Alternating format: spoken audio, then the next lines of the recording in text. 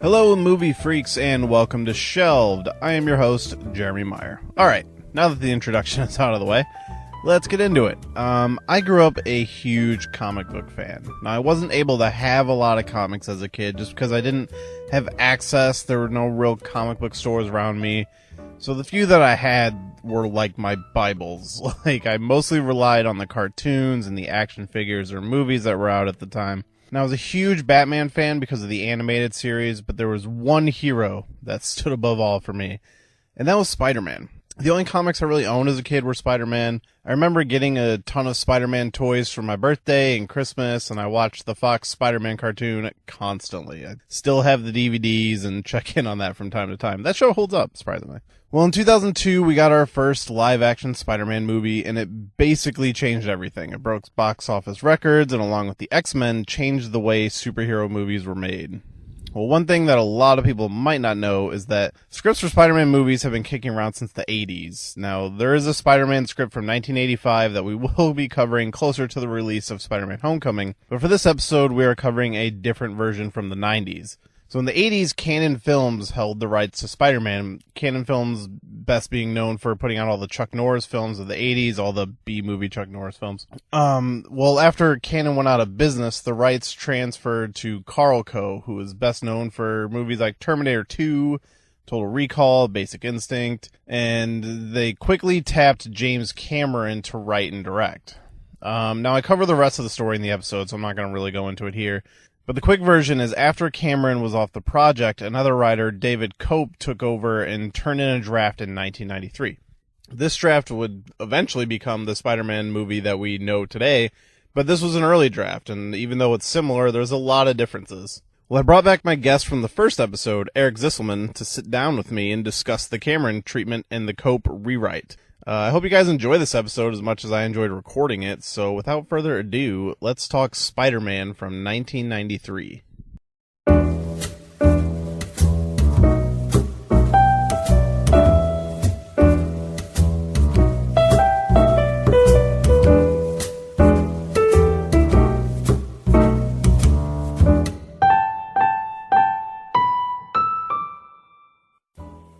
Held a microphone in his life. So. Yeah, I mean, it's your first time. Yeah. No, it's fine. So did you do a little refresher today? Yeah, a little bit. I checked up on, I went through my notes here, tried to look at the script from when I read it before. Yeah. And then also I'm actually currently doing some research on what David Cope, I believe that's how it's pronounced. I don't know how we're gonna have to agree on a pronunciation. It's Koepp, right? So it's either Cope or I had a different. I guess Cope is what we'll say. Yeah, that's I had a different fine. one in my head, but I guess that's the one that's rolling I'm surprised out. by how much he's done and So I didn't look this up. What has he done? All right, so he is a writer on the first Mission Impossible. Really? He was a writer in Jurassic Park. What? Oh yeah, okay, I didn't know that. I did see that. Writer for obviously Spider-Man. He's a writer for War of the Worlds. Never the 2004 one? 5, yeah. Or 2005 was that one? Mm-hmm. Yeah, I like that. I guess he did both the screenplays for Angels and Demons and Inferno. Really? Yeah, which I just watched Inferno. You did? I have not. So I read the Da Vinci Code and I liked it. Mm-hmm. I watched the movie and I liked it. Yeah. I own the Angels and Demons movie. I haven't seen it. Yeah, I haven't seen the second one. Yeah, and I haven't. I mean, I don't know. Those things aren't highly regarded. I know what I'm but getting myself into when I'm watching it. Yeah. I got my Tom Hanks. He's got his slick back hair. Yeah. And he's running around Italy just trying to solve 500-year-old riddles that have always been there, but no one's ever seen them. Yeah, and that's what kind of pulls me into those is the mystery stuff. Yeah, it's fun. I didn't realize he wrote those. That's interesting. Well, I don't know if there's always one writer, but I'm sure he collaborated. I mean, with so the thing was he's like, according to the Writers Guild, he wrote 2002 Spider-Man, but that movie has two different guys came in and worked on it after, because this is his draft. And then two other guys worked on this draft to turn it into the movie that came out. Well, I'll tell you, they didn't do much of a... No, I mean... They may have brushed up little things, but it's mostly his story. Yeah, right I mean, there. reading the scripts, it's basically the movie we know with, like, some things kind of shifted around and some other characters introduced. Like Doc Ock is in this script, who's not in the movie. I mean, he was in the second movie, and it makes sense to pull him out because he doesn't really do anything in the script. Yeah, we don't know what's going to happen potentially in sequels, so it's a good chance to introduce him. But I did like that he was this kind of tragic figure off to the side. Yeah, because he doesn't really engage with Spider-Man really at all. Right. Like I mean, I think there's like one scene like at the end. There's like the battle, and Doc Ock comes in and is going after Osborn. Right. He's just screaming, "Kill him! Yeah. You know, get rid of him!" Yeah, so, and then he just kind of fades into the distance during that battle and disappears.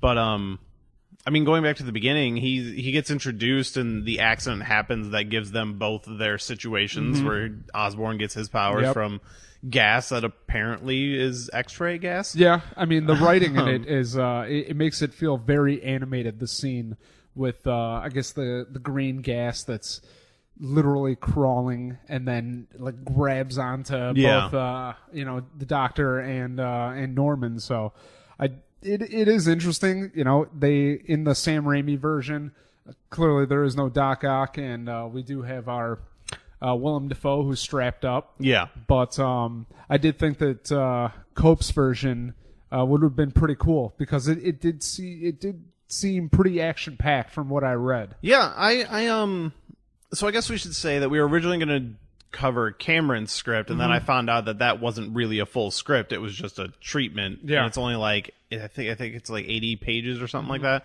which I did send to you. I don't know how much of it you read. No, I didn't read too much, and I know what it is, a really well-known treatment, Yeah. From what I've seen on the internet, people talking about all kinds of stuff that happened in that one. So I read both, and I will say the Cameron movie sounded awesome. Okay. Like, I was really into it. So, I mean, the whole history of the thing was Canon Films had the Spider-Man rights in the 80s, which Canon Films is mostly known for putting out all the B-movie Chuck Norris movies in the 80s. Okay.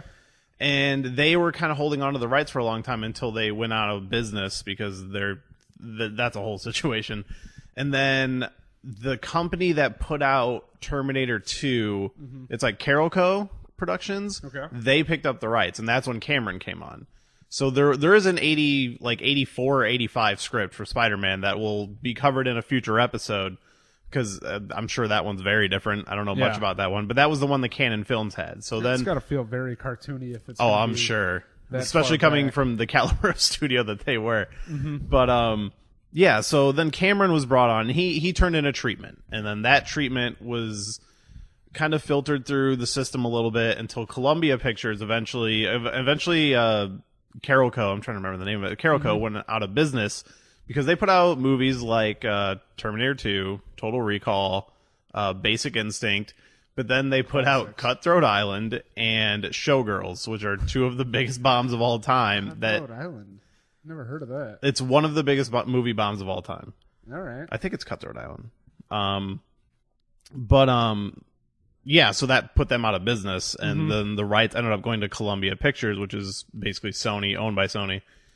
And, yeah, it's Cutthroat Island. I was just double-checking that because I had a note on it. Okay. Yeah, so then this Cameron script went to this David Koepp guy, or Cope. Koepp, that's the other way I was thinking it. Okay. Hey, listen, he's not listening, so I'm sure we're okay. Yeah, so Cope got the Cameron script, and he started to... That's where he wrote his draft of. And well, I'm messing with my headphones here. And that's where we come in here now. So in the Cameron version, it was still two villains, but it was two different villains. It was Electro and Sandman. Gotcha. And Electro, he wasn't the same version of Electro from the comics. He was kind of like if you took Electro and smashed him together with Kingpin. He was this huge criminal guy, and Sandman was basically his like bodyguard. Okay. So they were working together. Yeah. Okay. But Sandman was definitely more of like the B tier character. Henchman. Yeah, and the final fight is both of them against Spider-Man, and he basically gets Electro to shock Sandman and turn him to glass, basically. Yeah, that makes sense. Yeah. And they give you the treatment's actually pretty well thought out. They give you the origin of the characters, where like Electro was in like Mexico or something, and he wandered into this. He's like running from the law, and wanders into this like electrical like art sculpture thing, basically, and he ends up getting zapped. Okay. And he becomes an electric man. And yeah, they kind of give you a similar setup with Sandman, and neither one of them had the names from the comics, because in the comics it was Max Dillon was Electro, and what is Sandman's name? Flint Marko. And they're just like totally random names. But yeah, I mean, the Cameron script was very 90s. I mean, it was written in like 93, or, I mean, no, actually would have been like late 80s, so this might have been like 1990, because the script we read was from 93. What makes it a 90s script? The humor, and just kind of the structure of the movie. Like, as you're reading the treatment, because it's not a full script, so it's kind of just descriptions of things, but he's like saying what he wants to happen when. It just feels like very 90s. I wish I could remember some specific jokes, but there's a lot of humor that just felt like, oh, I'm watching a movie from the 90s, or even the late 80s. Sure. Carlton Strand, that was Electro's name, and they literally say he's like bigger than Trump, which is kind of funny in nowadays. That name almost sound like Strand? Strand does sound familiar. I think Strand might have been a different name in Ultimate Spider-Man. Maybe. Yeah, it sounds like some kind of villain. Strand. Yeah, but I think Ultimate Spider-Man started in 2000, so this would have been way before that even existed. Okay. I mean, the Cameron script goes into detail and things. Like, they give you reasons of why J. Jonah Jameson hates Spider-Man, which is like, oh, he saw some cops roughing up a dude, so he stopped the cops. So now J. Jonah Jameson's like, oh, well, he beats up cops. Well, yeah, that was also in the Pope script, right? Yeah, there's a few things that carry over. For example, they both have a scene which I like to call the wet dream sequence. Yeah. Where they wake up in bed and their web has like...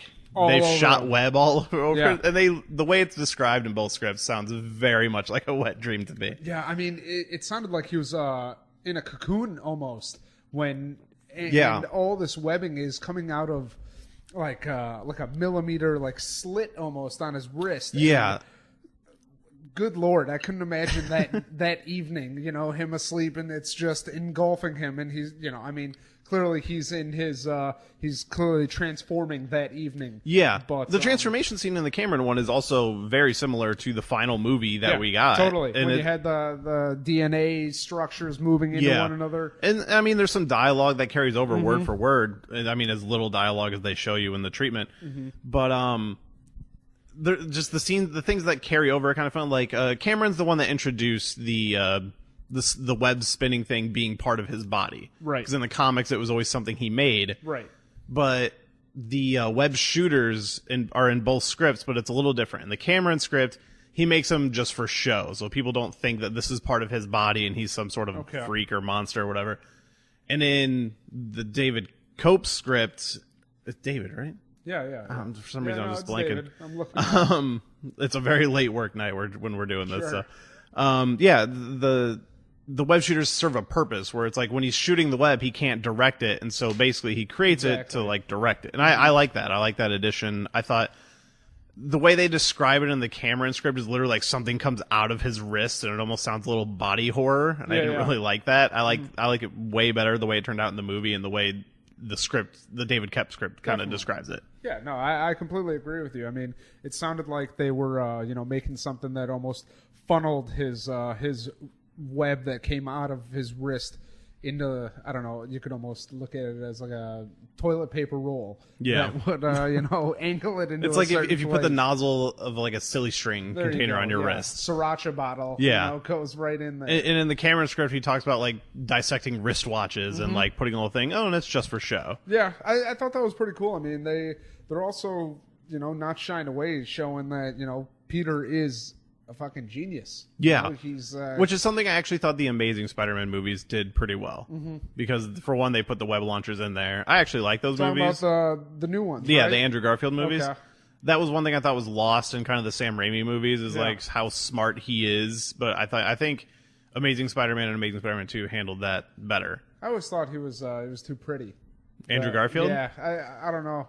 I didn't. So when the first one came out, cool. I like both of those movies. I don't know if you've seen both. Yeah, I've seen them. I think everything was kind of rocky in the first movie, but I feel like character-wise, they were all perfect in the second one. Like, Okay. I didn't really buy Andrew Garfield in the first movie. Yeah. But in the second one, him and Emma Stone both, I thought they had found their stride and were great. And I'm kind of bummed they're not going to get a third one, but it is what it is. Okay. I mean, as far as the Cameron script, I kind of just want to touch on a few things here so we can just get into the go for it. David Cope one. Yeah, I just want to finish up on the wet dream scene. In this one, it's literally described as he lifts the blankets and looks down and just like webbing, and it's all like they talk about how white the webbing is and stuff. I'm like, Yes. this is just so clearly a reference to that. There's definitely the carryover of the Green Goblin, how the Green Goblin character in the Cope script and in the film, it's all about like being a father figure. And that is kind of implied here with Electro, where Electro is looking for someone like him, and he hears about Spider-Man, who, not through wrestling, this time he has a public access show. Like, he starts off, like, he makes his costume, and he's doing tricks on the street for, like, fucking coins. Spider-Man's doing tricks on the street? Yeah. Okay. And then it becomes him going to birthday parties and doing tricks. And then it becomes him getting a small-time public access show. And then it goes to him This is getting... in the Cameron script? Yes. Oh And my then it God. goes to him getting, like, a syndicated show. And that's where Electro, like, sees him. But then it becomes an issue where, like, oh, we can't give you money because we don't know who you are. And they're ripping him off. So then he kind of has to go out of that. It sounds like it would all be nailed in a montage, just Yeah. perfectly. But it's kind of spread out throughout the script because the syndicated TV show part actually doesn't come until like way later. But it's like that wrestling scene in the movie is like a short little section, but in Sure. this it's like that spread out. Well, I mean, shit, you got to be at least a little charismatic to host your own cable or public access TV show. And they say they imply it's a show on like late, like 3 a.m. Sure. or midnight or something Yeah, like that. that's kind of nuts. I never thought of, I mean, well, listen, I guess through that script you're seeing the evolution of Spider-Man. Oh, absolutely. But I've never... like, he doesn't really become the hero till like the third act. Sure. Whereas in this one, it's the end of the first act where he's, this was when Uncle Ben dies and he becomes Spider-Man. Was he as witty as I want him to be in the Cameron script? Like I said, it's a treatment. There's not a lot sure. of dialogue, Right, but right. yeah, they definitely should talk about his wit, Okay. and there is a little dialogue at the beginning and at the end, because at Right. the beginning, the first couple pages read exactly like a script. It's like it's at night, which a lot of the Spider-Man action takes place at night, actually, Okay. and As it should. it just gives me more of a Batman vibe. Yeah. Which, I mean, Spider-Man, he's kind of day and night, whenever. Mm-hmm. But yeah, in the early ons on the script, a lot of it is at night. Yeah. But sorry, I just keep looking Yeah, off it's in that all way. good. I thought someone was creeping on me. No. But yeah, what was I talking about? Yeah, so a lot of it takes place at night. And the beginning of the script opens up with him basically hanging out on the World Trade Center, like telling the story and narrating the first little bit. And then it goes into the movie proper, and it kind of cuts back, like catches up to that point at some point, or like, oh, let me tell you the story so far, and then we get there, and then we move on. Seems like a real Spider-Man thing. Which is very much, Spider-Man's a very chatty comic book character. Right. He and- likes to narrate. Yeah. It's like most Spider-Man comics start with him swinging above the city. It's like, oh, what am I doing today? Sure. Yeah. And that's very present, I think, in all of this, actually. But yeah, so one thing we talked about in the Batman one we did way back in episode 1. Sure. There was no thing in Batman, there was like no scene that like stuck out as like, we were talking about like the bat breaking through the window scene. There was no like powerful moment. Reading the Cameron script, I definitely pick up on some moments. Like the way he describes, I mean, for one, he's a fantastic writer. He's written some great movies, like The Terminators, fucking Aliens, Rambo 2.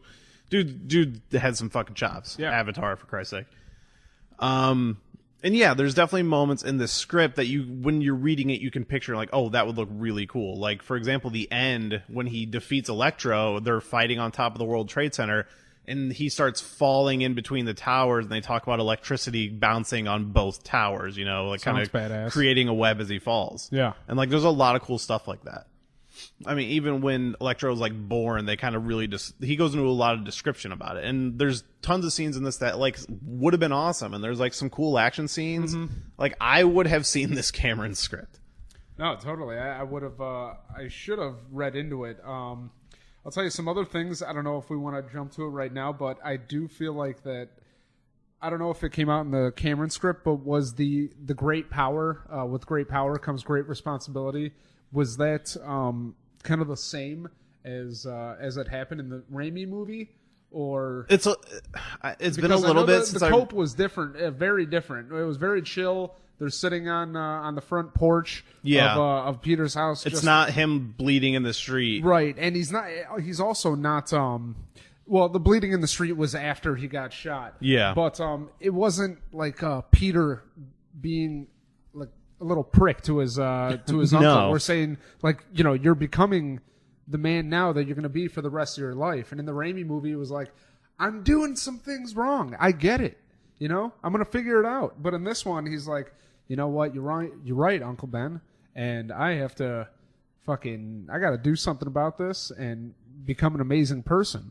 So I definitely thought that was much different than what Raimi maybe what Cameron did. But. I mean, it's pretty similar in the Cameron treatment of like, it's just kind of a casual thing because the Uncle Ben's death is a little different in this too. It's like I was talking about earlier how Spider-Man couldn't get his money because of we need to know who you are for the TV show thing. Okay. He like convinces Uncle Ben to drive him to this like agent, and it kind of plays out the same in the movie that instead of a wrestling guy, it's an agent, and then the dude gets robbed and runs out and takes Uncle Ben's car and shoots him. And they don't go into a lot of detail in the script because there's no real dialogue. Right. But again, there's no with great power comes great responsibility as he's bleeding in the street. Right. No, I mean, that happened before. He doesn't say that when he's bleeding, in the Raimi one. Yeah, and the thing about the Raimi one is, like you're saying, he's kind of being an asshole. Right. And because he's trying to get into the wrestling place. Yeah, there's none of that really in either of these scripts. Well, no, it is in the, actually, no, you're right about that, but the wrestling thing is definitely in the the wrestling thing is in the script. I'm talking about Peter being kind of a dick to Uncle Ben. That's true. Yeah, that's missing almost completely from both scripts. He's very calm and collected in the Cope script. From what I read, like their argument comes from the fact that he got into a fight at school, right? And it comes together in a scene where we're showing the difference between MJ's life and Peter's life, where MJ, which we'll talk about her in a little bit. Sure. She's lives next door, and they talk about her going into her house, and it's really terrible. Like, people are yelling. Everybody starts yelling as soon as she walks in the door. Right. And she goes and sits on the porch with, like, her little sister or something. Yeah, grabs, like, a 3-year-old. Yeah, who never gets mentioned again. Sure. And then we see Peter across the driveway or whatever, just on the porch with Uncle Ben, having a casual conversation of, like, yo, you got into a fight at school, and blah, blah, blah. With great power comes great responsibility. And then they kind of hug it out. Yeah. And then in the wrestling scene, it's just like he drops him off, and it's just like, oh, see you later, and that's it. And then it plays out almost exactly from the Raimi script. Which that's kind of a lot of things with this script is like, you kind of have all the big moments that are in the Raimi movie, but like the bridging moments are kind of what's different. Yeah, that's I agree with you there. Definitely. So I guess the last thing to really mention about the Cameron script that we can go full on in the Cope script is the MJ stuff, which MJ is, again, no dialogues. They don't give you a lot to talk about, but they straight up go to Bone Town in the script where, first of all, they turn him into kind of a creeper. There's a scene, again... Peter into a creeper? Yeah, this is kind of, again, what I was thinking kind of 90s, is the sex appeal of the movie, where, like, we gotta have MJ being sexy, and there's, like, a scene where he's, like, watching her through her window, like, right after he makes his suit, and he's kind of going out at night, and he's starting... They talk about him getting kind of obsessed, like, kind of, again, like Batman. Like, yeah, the adrenaline rush. Yeah, like, he loves going out at night, where he used to be afraid. There's a lot of emphasis on things he used to be afraid of, he's not afraid of anymore. Okay. So, like, he loves being out at night, where before that was dangerous for him. So, yeah, there's, like, a scene where he's creeping on MJ and watches her dress down to her panties, and then it's like, oh, no, I can't watch this. And it's just this, like, kind of, like, the way it reads, it's kind of... You gotta give the audience what they That's need. exactly what it feels like. It feels like showing a panty shot for the sake of the guys in the audience, which was kind of weird. And then... Yeah, there's a scene later where he just like saves her from a mugging, and then they bone on top of the Brooklyn Bridge. That's not. I don't think it's too far from reality, seeing as how the adrenaline is high, and I mean, I can't blame him. Having sex after near-death experiences, So, I mean, listen, I know I'm just I'm trying to play devil's advocate here, but no, I completely agree with you. It is a bit odd. It just came off odd. That was the only thing. Totally. I mean, if you're going to be going to a Spider-Man movie with your kids, and next thing you know, Spider-Man's doing the dirty under the Brooklyn Bridge, with MJ. Yeah. Half the crowd is, very uncomfortable. The other half is laughing under their breath.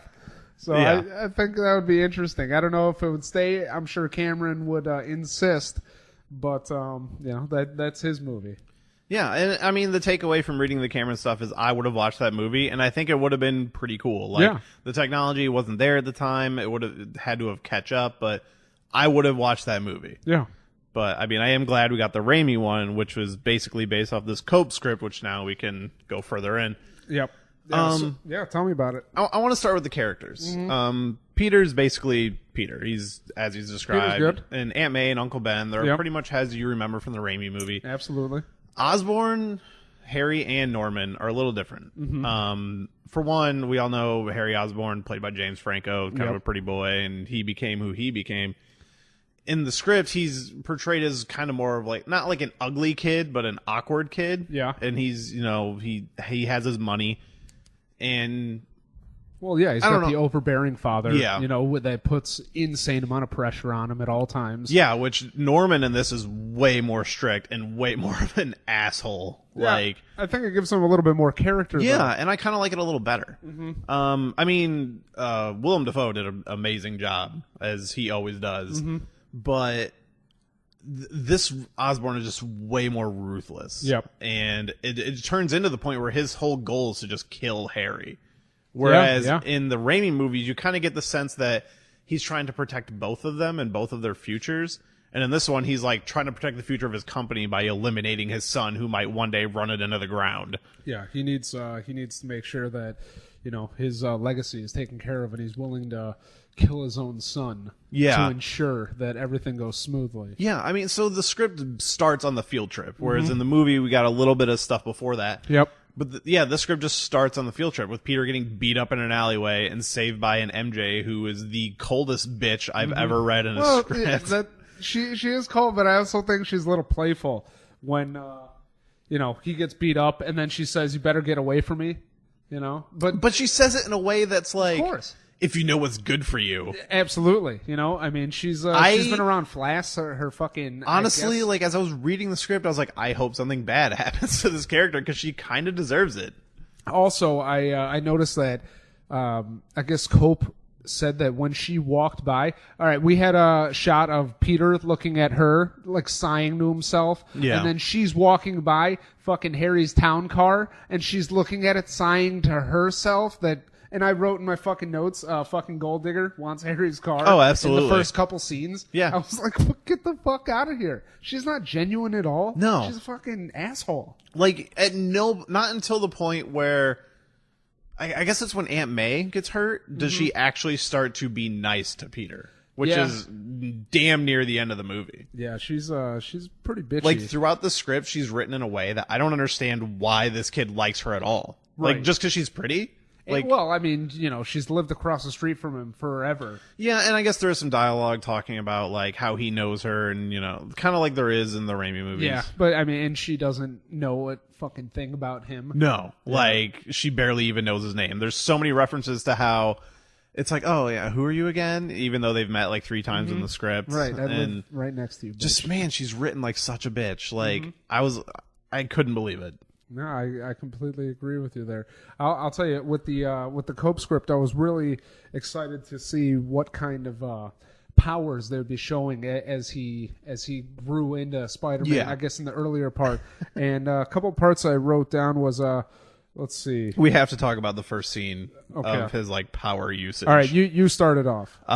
So it's basically the same where they're on the field trip, he gets bit by the spider and he gets sick, and that scene is basically described exactly how it is in the movie. Yep. Oh, I forgot to say, in the Cameron script, the way he gets his powers is a little different. It's, I mean, it's the same in the sense that they're on the field trip and he gets bit and stuff. Yeah. But they're actually doing experiments on fruit flies, and one of the fruit flies gets out and gets caught in the spider web, and the spider eats it, which I guess then transfers the powers to the spider, which then bites Peter.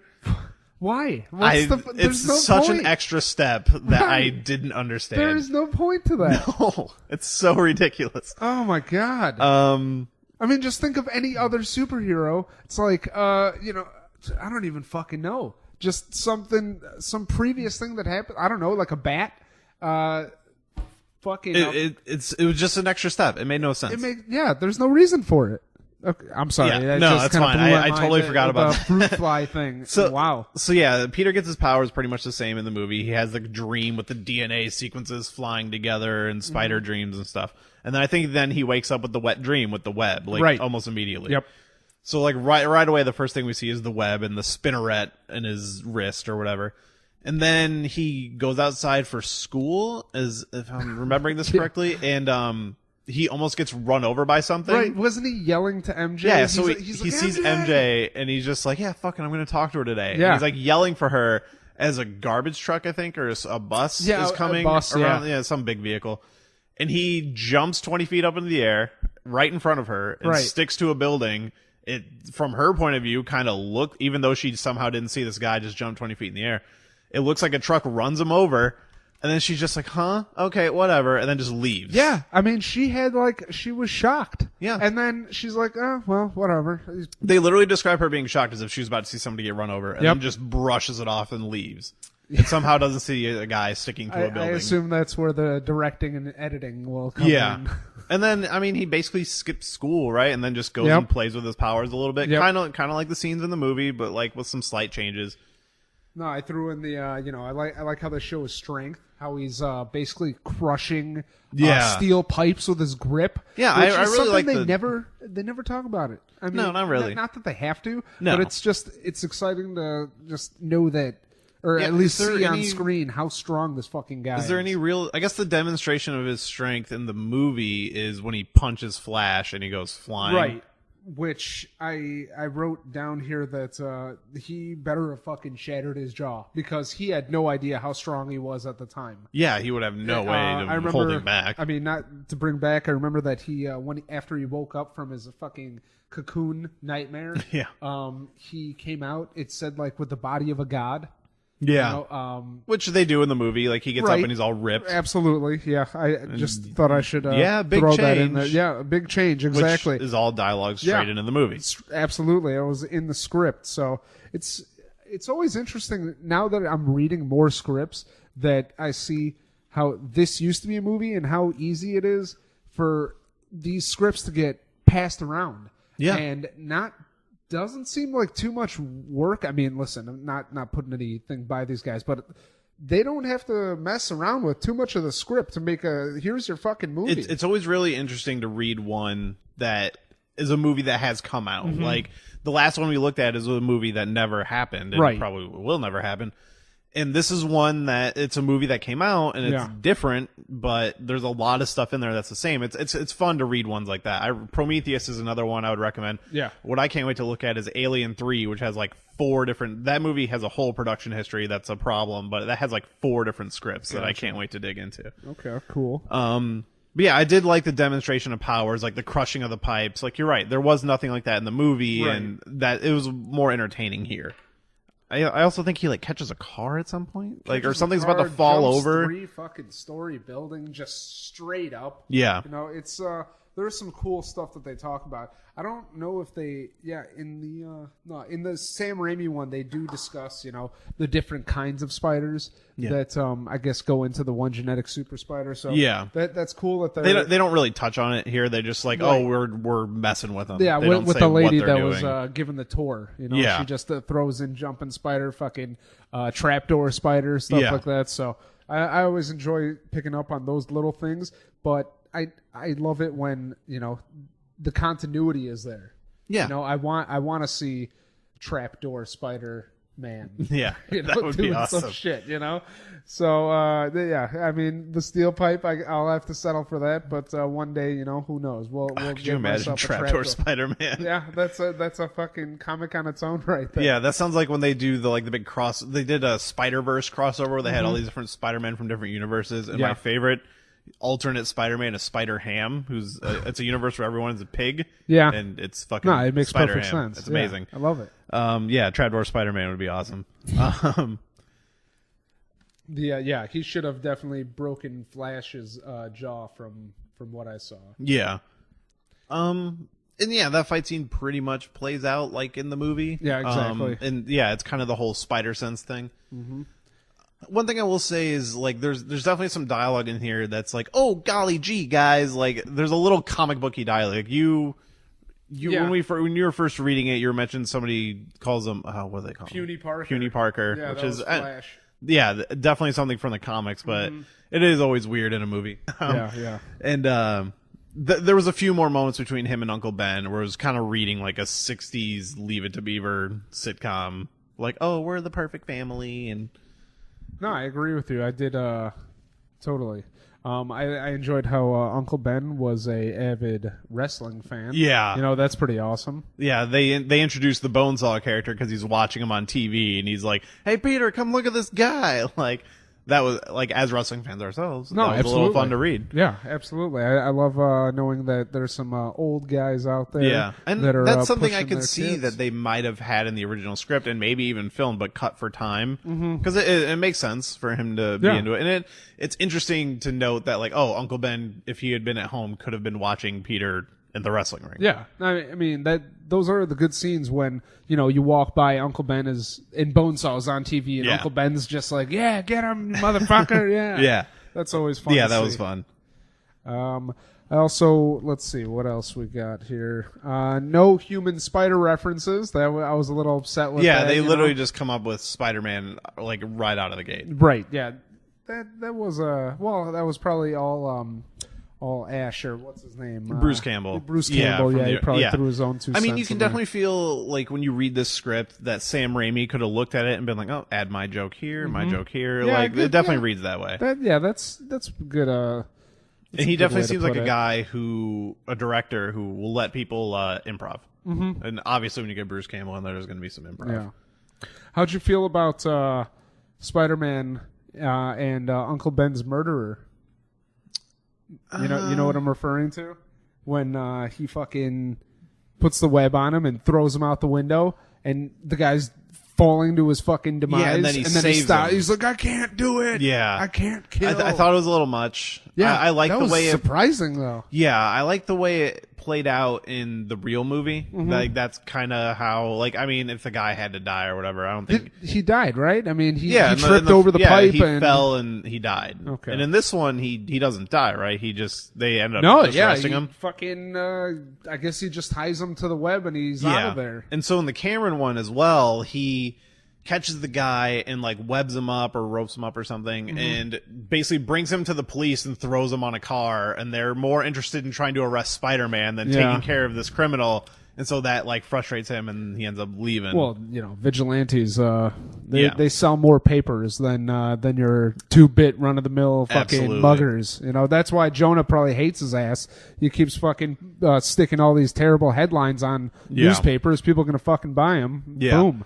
Which I was surprised to read. J. Jonah in this script is a lot of the dialogue in this is exactly how it is in the movie. Oh, totally. With Jameson.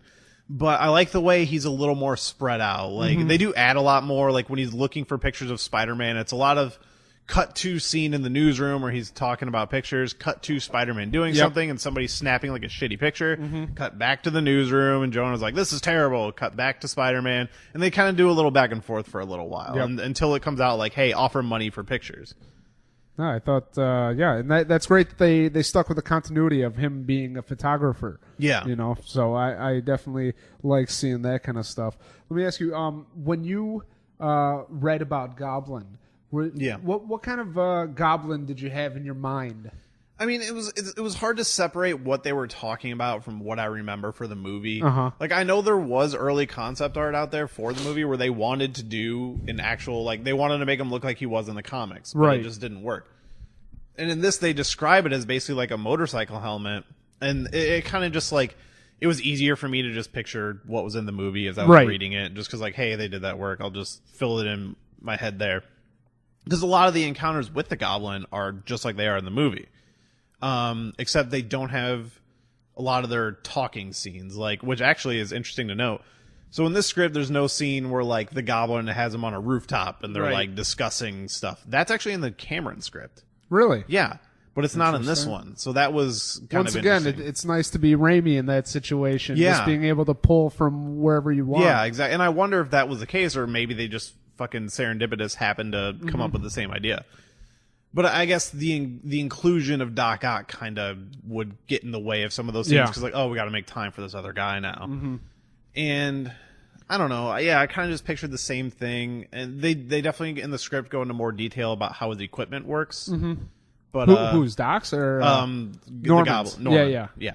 Because they do a lot of talking about how the helmet works with the board, which Okay. they don't really tell you in the movie.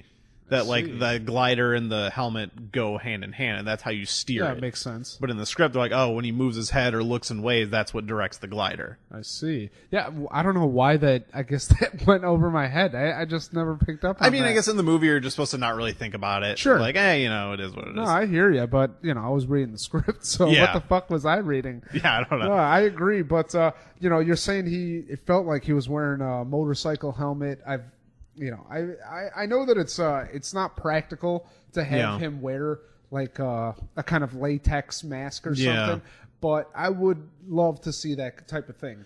Yeah, I mean, I thought what they did in Amazing Spider-Man 2 was kind of an okay trade, where like they kind of had him mutate a little bit with Harry. Mm-hmm. But right. Yeah. But I don't know.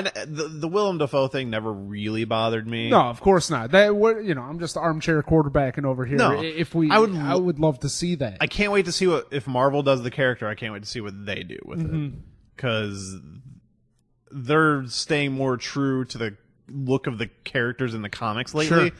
Like in the first movies, like Iron Man and Hulk and shit like that, they were definitely trying to like, oh, how can we realistic this up? But now that everybody's so fucking bought in on Marvel movies, they're just like, do it like the comics. Yeah. Nobody's gonna care anymore. Do you think we're gonna get ourselves maybe a glimpse? I hope so. In the movie coming out next Yeah. year, or this year when this comes out. I mean, they're doing Vulture. Yeah, I'm sure we'll There's get been- some Norman somewhere. I assume we'll get references to Oscorp. Yeah, I guess you're right. Maybe in there a post-credit scene, we might see Norman. Yeah, because I don't know if they'd want to cast Norman already. Because No. I would think he'd be the main villain of, the second or whichever one. Yeah, I mean, I just want to see them get to Venom and Carnage. That's all I really want. Yeah, let's hope that that gets there before Infinity Crisis or whatever the fuck is going on. Yeah, I mean, I want him to do Norman just because that's a villain you have to do for Spider-Man, especially as an arch early villain. nemesis. Yeah, exactly. But I don't know. I want to see what they do because maybe they can get the look right. But No, I'm reading my notes here. It says that I like the two villains, even though Doc Ock was kind of as little as he is in the movie, they use him well. right. He is like another catalyst to Norman to show just how fucking evil this guy is. Yeah. Doc's working on his particle accelerator or whatever the hell's going on with his octopus fucking arms attached to him. Yeah. Norman walks up, says, "Clean your shit out." Guy's like, but I have one more day before my pension kicks in. Let's talk about that scene and work over there. So it is a long time before, like, we get Peter becoming Spider-Man, and then everything kind of happens with Uncle Ben's killer and blah blah. It's like not until page like 40 or something that we even touch back on the villains again, which we come to Norman and Harry going to Oscorp, and this is something I was also confused on because. So Norman and Harry go into Oscorp, and it's kind of implied that he's kind of showing Harry the ropes a little bit because one day you're going to be taking over. And Harry just, I guess, kind of disappears as Norman is talking to Otto. Doesn't he say go over Does there? he tell and him fire to go over there? Yeah, he goes go over there, and it's time to be a fucking man. Grow up, Harry. I didn't catch that. Did he tell him to go fire Otto? Yeah, I believe so. Because I thought Harry says something. That scene. There's a lot going on. They're talking about because they're in the lab and they're talking about all this stuff, and he's basically just berating Harry the whole time because that's like all Norman does in the script is talk about how shitty his son is. But they introduce Otto because like some fucking lab assistant guy kind of freaks out and runs over there. It's like, oh my god, Norman's coming, and Otto's just like, I only care about my work. Leave me alone. No, I'm reading here. No, I agree with you. That is correct. But let's see. It says Harry, Dr. Octavius. Octavius turns. What do you want? Norman raises an eyebrow. Well, Harry swallows. Then turns, walks out of the lab. So he walks up to him. He's about to fucking fire his ass, and then he, fucking pusses out. Okay, I guess I missed the part where he told him to go fire him. Yeah. Well, it was No, you're right. He just raised an eyebrow, so it's not like there was dialogue. Yeah, and so he does leave. Mm-hmm. Okay, because then there leads was the explosion and all that fucking shit. So it leads to Norman asking Otto, like, "Hey, what are you working on?" And he's basically just like, "Yeah, the super soldier serum, because that's going to be in every Marvel thing ever." Yeah. And they're like, "Yeah, but it's not working, right? It causes everybody to go fucking crazy." Right. And then he's like, "Oh, but I got all these other things that are fucking good to go, and you're going to make millions of dollars." And then Norman's like, all right, great. Well, your stock kicks in tomorrow, so you're fired today. And just like, oh, yeah, we keep all your work, but you can list me as a reference and see ya. Right. Which causes Otto to fucking lose his mind and thrash about the lab, which knocks the gas out, right? Right. His fucking tentacles go nuts. Yeah. Yeah. So then there's the explosion. Otto gets fused to his shit. Norman gets the gas. Right. Boom, we got our two villains. Right. No, every time I think about that scene, I just hear the words "back to formula." Yeah. That's the fucking best. I fucking love that. And yeah, it's campy and hilarious and a lot of fun. Yeah. And I don't care how many times it shows up on fucking HBO or Showtime. Oh, the movie's always on TV. I just pop it on in the background, yell "back to formula." Yeah. Fucking Goodbye Spider-Man, and I'm just having a good time. Spider-Man 2 is still like my all-time favorite comic book movie. Yeah, that's one movie that is gonna stand the test of time for probably another 20 years or something like that. It's still so watchable. Very good, absolutely. But I'll tell you, one of the things that we could talk about Spider-Man 2 just for 1 second. I don't, and this goes for all, I guess, Spider-Man comics. Anytime he fights Doc Ock, he should be killing this poor man. Yeah. Just one. I don't know. I don't know what Peter's fucking problem is, but the implication being he has super strength and he's punching a regular dude. Yeah. The implication being that he should jump on him, give him one just gut punch, just and that's it. If you think back to Spider-Man 2, he never. I guess he does get some good hits in on him. Oh my God, no! There I think have back been plenty to of times when I look at it and he's getting jacked in the face 3-4 times. Because I'm trying. I was thinking that there's only the scene in the end fight where he's got him in the water and he's socking him in the face. There's the but no, he totally when they're on the clock tower, he totally socks him in the head a couple times, and then I can't believe it. I was gonna say mostly he's hitting the arms or he's like defending against the arms, but no, he does get a good few shots in there. And I'm pretty sure his sunglasses don't even fucking break. No, I don't think so. He's wearing them when he kidnaps him, I believe. No, totally. I mean, I've thought about this a lot, and I do think about that whenever I read the comics and everything with Doc Ock, because he's just crazy and he's got these arms and. Yeah, he might be protected in the chest a little bit from the things stuck to his body, but overall, if a shot to the face should knock this dude out. Oh, totally. It's implied.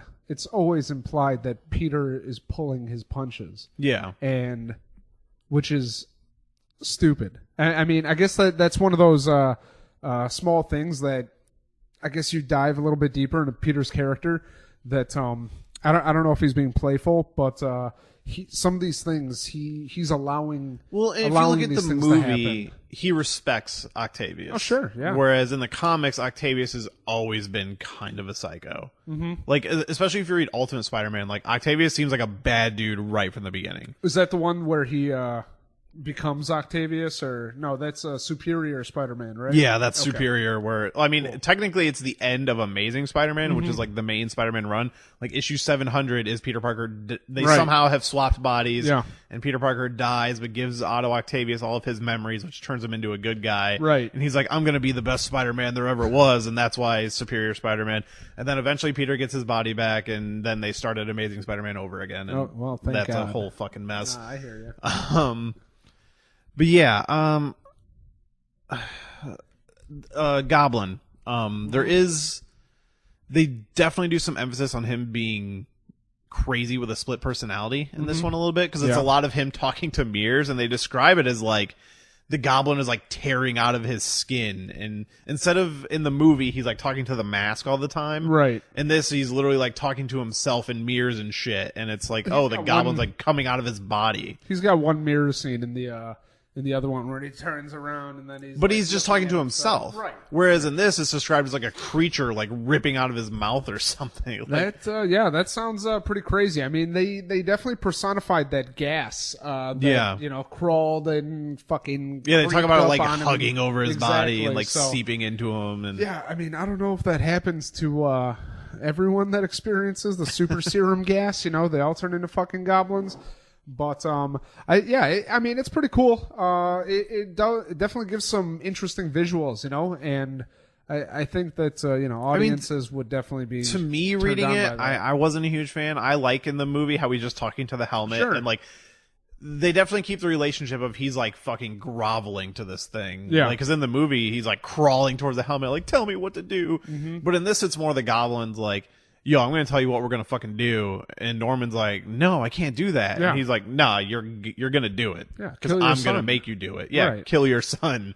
No. Yeah. And he's like, no, I can't. That's my son. He's like, yeah, but we're going to kill him. And you don't get a say in it. Mm-hmm. And yeah, then it just turns into a whole thing of Harry's trying to, or the goblin's trying to kill Harry the whole time. Yeah. I a lot of the action scenes kind of, from what I remember, there was the one with the elevator and Mary at the Jane, end, and then Peter. Well, first they do have the parade scene, the Thanksgiving Day parade, which is, I mean, the action's described as different from the movie because obviously an action choreographer is going to help with that. But the whole thing is he's going there to kill Harry. There's no situation about the board trying to get rid of Oscorp, or they're going to sell it or whatever. Mm-hmm. Which they're just, no, Oscorp's a fucking. There's even a line where he's like, no, Oscorp's just made like $1 billion. We're fine. Yeah. And, in this, it's just, he just wants to kill Harry. Yeah. That's, I'm glad that they definitely showed, he had a couple X-ray bombs like he did in the other one where everyone turns into skeletons. Yeah. Just falls to the ground. That one's kind of those silly. are always funny. But yeah, I mean, he definitely sounds, fucking menacing. I'll tell you that. So yeah, they do a good job of making him seem crazy and scary. Yeah, absolutely. How'd you feel about I guess the closing of the on the Brooklyn Bridge?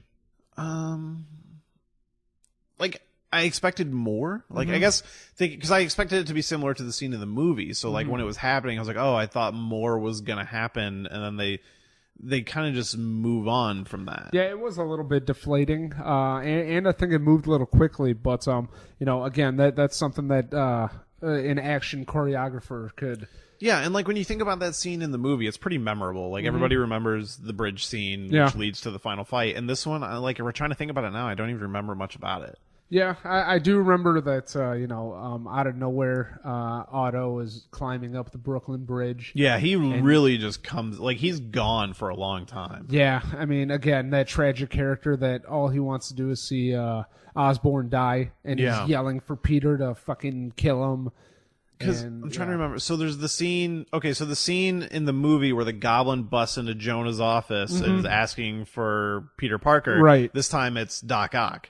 Yeah. And Peter's in the office and says, like, I'm Peter, and then he grabs him. Is like, and basically he wants to find Spider-Man so he can find Norman. Exactly. And then he's just like, I'll be watching you, and then he leaves.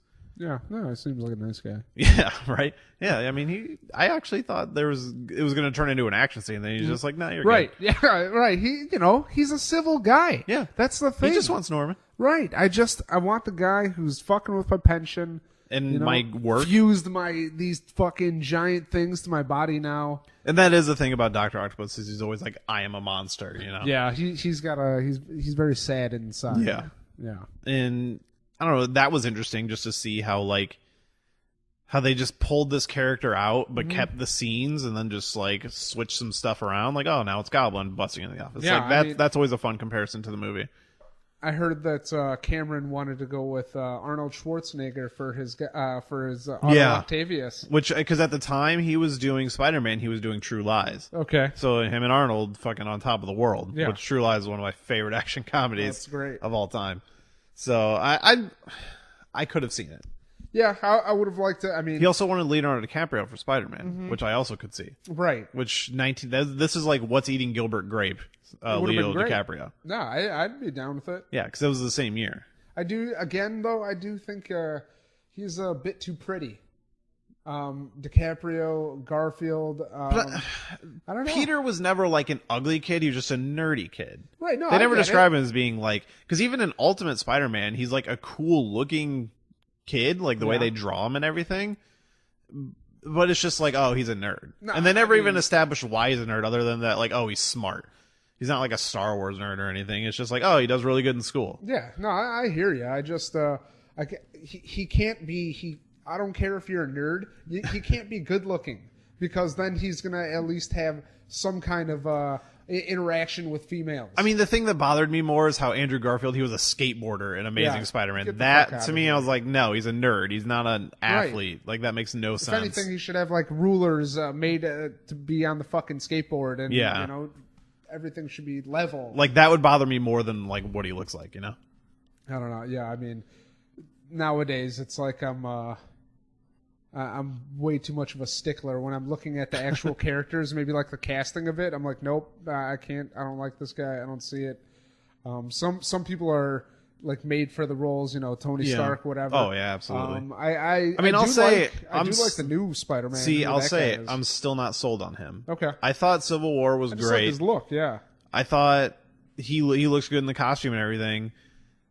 I just don't think I've seen enough. I'm actually kind of worried about this Spider-Man movie. Spider-Man is my all-time favorite comic character, so I'm going to be a little more critical, about this one than I would any of the other stuff. And I thought Andrew Garfield and Tobey Maguire were both fine in their own respective movies and ways. Yeah. The way I always described it is I thought Andrew Garfield was a better Peter Parker and Tobey Maguire was a better Spider-Man. Okay. Because like Tobey Maguire's voice and the costume and everything I thought worked better. I think the character was written better in Amazing Spider-Man, but, you know, whatever. Sure.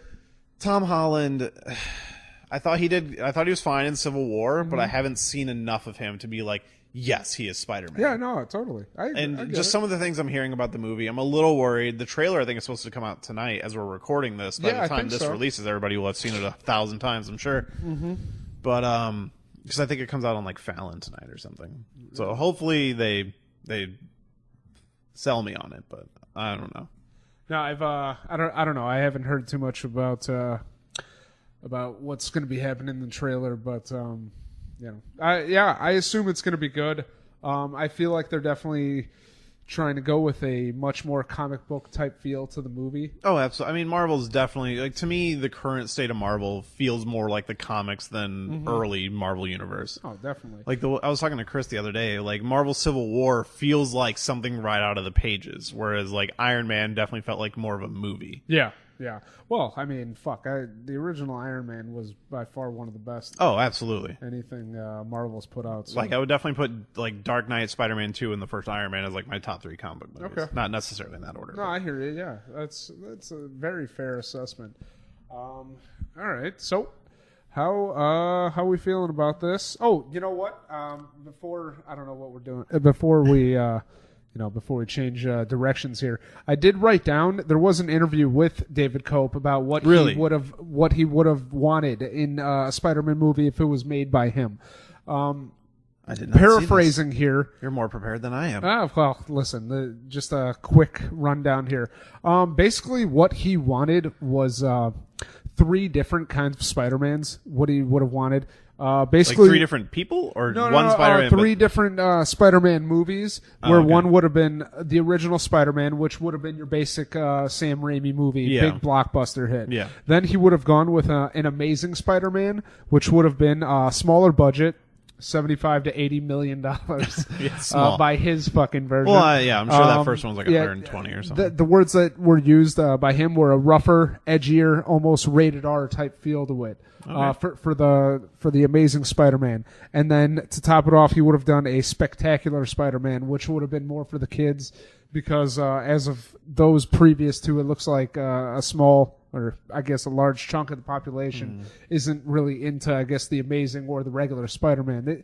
He wasn't planning on doing the same Spider-Man for same actor. Yeah. But it is definitely interesting when you're looking at. This guy had a big dream. Yeah, he had a dream. It's interesting seeing what David Cope would have done with these if he had his hands on the trilogy. Yeah. So it's different, and I would have liked to have seen it. I feel like the general public also would have enjoyed it. What do you think?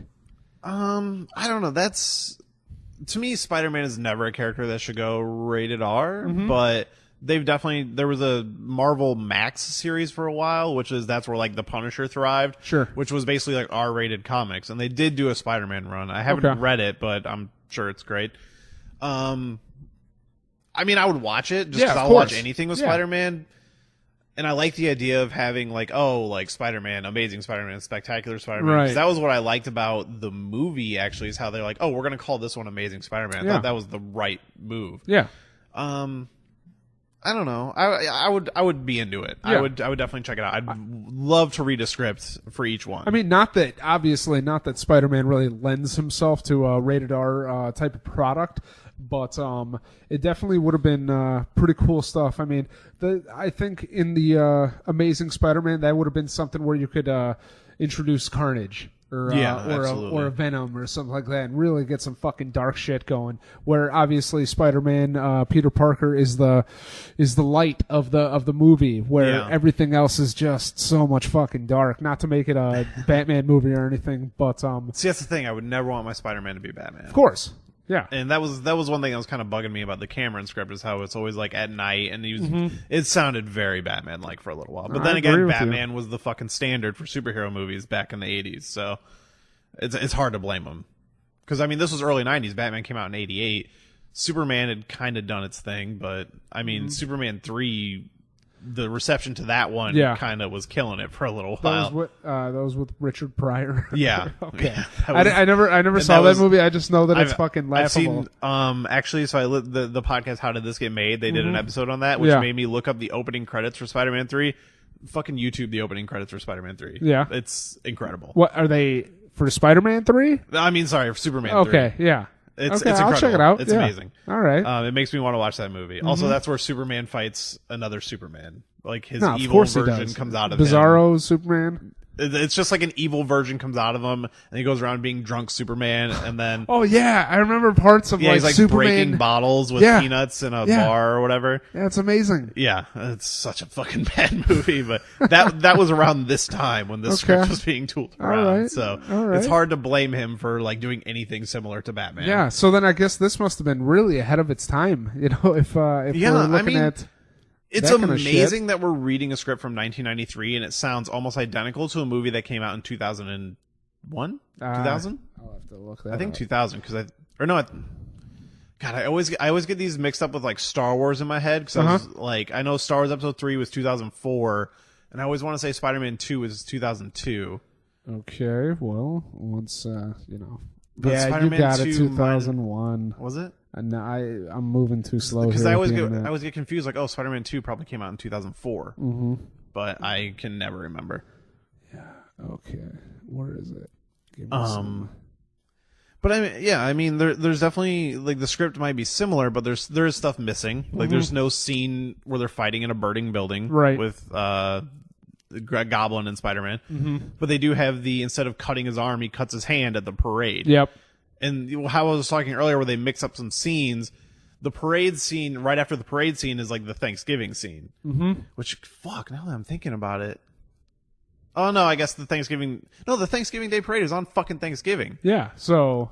And then in the movie, it's way later when they're having Thanksgiving together.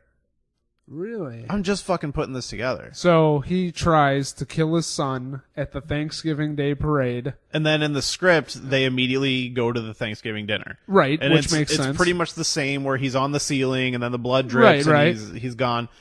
And he's got the cut on his hand, which shows him that it's Spider-Man. I have to go. Yeah. And then do with her what you will. And then she's which like this your mother, Mary Jane whatever. was such a bitch that I couldn't care less. Yeah, makes sense. Yeah, I just fucking realized in the movie, there's like a whole bunch of shit in between that. And it doesn't make any sense. I mean, families can obviously have Thanksgiving not on Thanksgiving. Right. But it makes more sense in the script. I just now put that together. Okay, well, we'll have to go back and look at that. Yeah. God, I'm gonna have to rewatch this movie now. Because in the movie, it's the parade fight scene, and then I want to say it jumps to later Harry coming into the house and seeing his dad. Right. And I think he's like kind of passed out. Because that's the first time we see the Goblin, is at the parade scene. That's right. When he flies We're talking about the movie. In the movie. Yeah, Sam Raimi movie. Yeah, so the first time we see the Goblin is at the parade scene, Thanksgiving Day parade. Right. And then after that, we get Harry coming into his home, and Norman is like passed out, and that's when they find out about that's when they talk about the accident at the lab. Sure. Yeah, and then there's some other shit, and then they're having Thanksgiving dinner. Why is their Thanksgiving dinner so far after Thanksgiving Day? Maybe, how do we know it's not the same day? I mean, they did a lot in a day, if that's the case, but as far as my memory of the movie, I kind of want to rewatch it now just for this. Yeah. That's a continuity error I never put together until just now. Well, yeah. We'll Again, not that families can't celebrate on Thanksgiving. Yeah, totally. But they definitely make a point to say it's Thanksgiving. Yeah, that's interesting. And maybe they don't call it the Thanksgiving Day parade, but what other fucking parade in New York would it be?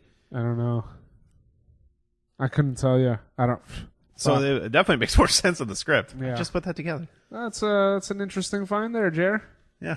All right, well. I'm going to fucking get Raimi on the phone. Wouldn't that be something? Yeah. All right. So, I'm warning you, Spider-Man, I'm no purse snatcher or chain grabber. Yeah. I think that's just one of the That's lines. just one of your notes. Yeah. I also have a note on some dialogue where we have a lot of spider puns, like tangled web. Okay. We're like, I can't remember, somebody, I think it's Norman who might have said, it was like, oh, isn't that a tangled web? And this is like after he's figured out who Peter is. Yeah. It's just like, if somebody was doing that to themselves, like rubbing their chin maniacally, and somebody just like, man, what are you I doing? wrote here, goblin talk is pretty lame, and then I had in quotes, can't kill you, but you'll wish you were dead. I can't kill you. Yeah. There was, I mean, for the most part, there's definitely a lot of dialogue that is word for word from the movie. Yeah. But there's clearly like, another pass would happen, which obviously it did. And some of this dialogue would have to be cleaned up because it's definitely really cheesy comic book dialogue or just really generic dialogue that's just not going to work. Let me ask you, how'd you feel about the Uncle Ben scene with when Peter was in his dream, when he was dreaming on the couch? That was really weird. And I was like, as I was reading that, I was thinking, okay, in Spider-Man 2, there's the dream sequence where after he quits Spider-Man, which he quits being Spider-Man in this script as well, which is weird. There's some things in Spider-Man 2 that are in this script. Right. And he also quits in the Cameron version. Okay. Which I should also note, both versions have him buying a new suit as like a Halloween costume. I couldn't imagine. I don't know how legit this fucking Halloween costume is, but he must have looked ridiculous. Yeah. Fucking running around probably like with the muscles in there and everything. That when I was reading it, I was like, I guess the implication would be the Halloween costume, because I mean, the costume is homemade in all versions of the script, so you could imagine they could make a Halloween costume that would look exactly like his costume, because they have such good pictures of him thanks to Peter Parker. Yeah.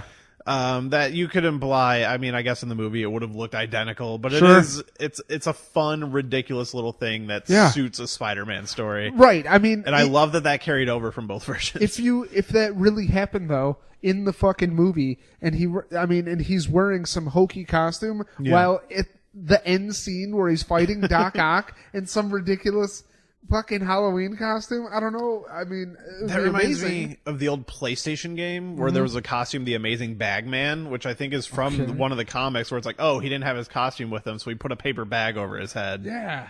I feel like I recall that. Yeah, it was like an unlockable costume in the old PlayStation game. That's amazing. Well, let's see. Mary Jane. Okay, yeah, that was the no reaction. Yeah, I mean, I thought it was interesting, the Uncle Ben scene where he's asleep. And that's he's what I was like, talking about. He's like, well, you better wake up, Tiger, or you've got to learn to be who you were meant to be. It was a really weird dream like, because that's what I was comparing it to. Was as I was reading this, I was thinking of the Spider-Man 2 dream sequence where he gives up being Spider-Man, and then they don't even show him sleeping. It just cuts to like a scene where they're sitting in a car and everything is all white around them. And he's talking about how he doesn't think he can do it anymore. And, Ben gives him the speech. Sure. Great power, great responsibility. And finding that balance or whatever. And it's just as abrupt in this script, but for some reason it rubbed me really wrong in the script. And I think back to Spider-Man 2 and I'm like, it's ridiculous in both. Why doesn't it bother me in the movie? Well, because I was thinking back to it, I was like, man, that is kind of a ridiculous scene. No, and for some reason in the movie, it just doesn't bother me. Absolutely. No, I agree with you. And there was also a scene in the movie where we see Uncle Ben's head in the clouds. Yeah. And there's a flash of lightning. Yeah, it's like, isn't it when he... Isn't it when it's after he catches the guy that killed him, and then he's like on the roof of the place basically screaming at the sky, and Uncle Ben's in the sky. It's like Uncle Ben in the clouds seems a bit hokey, but if done right, could be very powerful. Echoes, great power, great responsibility, Skullface. I would love to have seen like a storyboard of that just to see what their idea was, but I thought that was a little ridiculous. Yeah. Again, and I guess the dream sequence thing, the reason it bothers me so much is the fact that Uncle Ben, I guess in the movie, the way they do it, it's implied that this could just be like Peter having an argument with himself in his head. Mm-hmm. Whereas in the movie, it's literally like, hey, I'm Uncle Ben's ghost and you're dreaming. And it just really came off super weird to me. Yeah. How'd you feel about Martin Sheen as the from your previous ones? From Amazing Spider-Man? Yeah. I thought he was kind of an asshole. He wasn't in the movie for very much. I thought he was a little rough. Okay. And it really bugged me that they never gave you the great power, great responsibility line in the first movie. Did that not happen? They do a similar thing, but they don't say those words. And that bugs me just because like, yo, I don't care if you're trying to be different. That's fucking Spider-Man. Don't mess with that. I need to fucking hear my fucking line. That's what I get the goosebumps for. That's what I'm paying my $11.50 for. Yeah, and they didn't do it. But I mean, I thought he was fine, but he came off a little more hardened. I love the Uncle Ben in the Sam Raimi movies. He is great, and it's exactly how I picture reading the script. That dude was the best Uncle Ben. No, I agree with you. It's funny that you mentioned that guy because watching old movies, this guy pops up all the time. As a younger guy, he was in Escape from New York. Really? See, I've never seen it. I've seen Escape from L.A. I've never seen Escape from New York. Anytime I see these guys now, I just start fucking laughing because to me amazing. That's Uncle Ben. But some other fucking jamoke who saw that in the '80s, be like, "Yo, that's the president from fucking." Is he who he fucking is? He's the president in Escape from New York. He might be the president in Escape from L.A. Actually, I've seen Escape from L.A. because the president. No, it's the president's daughter. Well, no. But I guess. Well, the president's daughter in the second one didn't give a fuck about her, so he's like, yeah, just kill her. But the president from Escape from New York is actually the doctor from Halloween. That crazy bald guy who's just running around. Michael! That's Donald Pleasance. Okay, you know him, but because he was that's the guy. He was James Bond's arch nemesis. Really? James Bond. He played Blofeld, who is like the leader of Spectre. Okay. And Christoph Waltz, spoilers, is Blofeld and Spectre. Man, that guy got a lot of fucking acting gigs in the 80s and 70s that I had no fucking idea. Yeah, I didn't know. It kind of makes me want to go back and rewatch some of those. Yeah, because I fucking love him as Uncle Ben. Yeah. Well, yeah, that guy. Believe me, he could be an evil prick as just like generic old white man. I mean, that's just the sign of a good actor. Yeah, it's good. So, I think as a whole, I just found out that Joe Manganiello played Flash Thompson in Spider-Man. Yeah, the guy from True Blood. You're right. Yeah, that's Holy him. shit. That guy was Jack now. Yeah, that just blew me away. Cliff Robertson played Ben Parker. Cliff Robertson, who is the guy we just talked about. Out if he's on the. He was Uncle Ben. He's Uncle Ben, and the president from.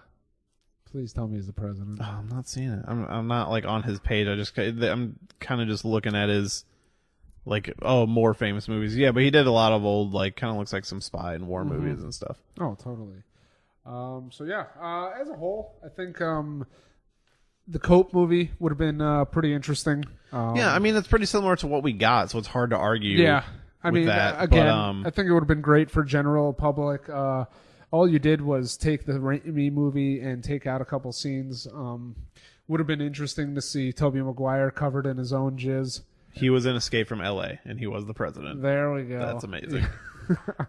So yeah, Uncle Ben, always great. I would love to have seen him cheering on Bonesaw in the fucking in the movies that we were reading. But how'd you feel about the Cameron as a whole? How do you think it would have hit general audiences? I mean, at the time, it's hard to imagine. I mean, it's hard to imagine Cameron ever doing anything wrong. Because, I mean, what? He had fucking Aliens, Terminator, Terminator 2, Abyss, True Lies. Sure. And that's just his early career. Not to mention he made the 2 highest grossing movies of all time. I think it would have been great. I think the technology would have held it back to, like we definitely would have remade it by now. Like, as I said, there was some 90s stuff in it. The kind of the sex stuff and some of the changes they made, as I mentioned, The Fly and shit like that. I think it would have been good for the time, but I definitely think we would have remade it by now. Maybe even by the 2000s when the other one came out. Sure. But it would have been interesting to see what would have been different after Cameron. Yeah, I think it would have been pretty sweet. Yeah, as I said, reading it, I really enjoyed it. Like, I think I kept, like, every time you walked by me as I was reading, I was like, man, this is actually really good. Yeah, So, I wish I would have had, if I would have checked out the Cameron one, maybe I'll do that on my own time. But, yeah, for sure. I would recommend it. To anybody totally. who's a Spider-Man fan, I would highly recommend checking it out. Because it's not that long. Because it's not like a real script. It's basically just like, oh, here's some blurbs about what I want to happen and stuff like that. Okay. And he definitely talks about, like, there's definitely scenes where you're just like, oh, here's the theme here, and here's why this is going to represent that. Like, talks a lot about, like, the duality between being good and evil, and Electro is like a father figure because they both have their superpowers, Yeah, I would have liked to have read a little bit more on Sandman and Electro. See what kind of I mean, Sandman's kind of incidental. Yeah, but Electro is it's an interesting take. Sure. And like, it definitely would have annoyed comic fans because like, oh, that's not the Electro I know, but it would have been an interesting movie. And like, coming off of like '89 Batman, I think it would have been right up there with that. All right. Yeah. Well, that was pretty great. Yeah, and that was again, thanks for having me on. Oh no, thanks for being my first repeat. So awesome. Yeah, all right. It's gonna be great. I think it was another great episode. Anything you need to plug your Twitter again or anything? No, I don't have anything to plug. I'm gonna plug myself. So that's it for me. All right. And so again, thanks for sitting with me. And as always, you can email the show at shelvedfilmpodcast@gmail.com. You can find us on Tumblr to find the scripts for the next episode at shelvedfilmpodcast.tumblr.com. And then you can follow us on Twitter at @shelvedpodcast. I really had to make everything as wordy as possible, so it was hard to get out in one breath. But all right, everyone, thanks for listening. And Eric, thanks for joining me. Thank you.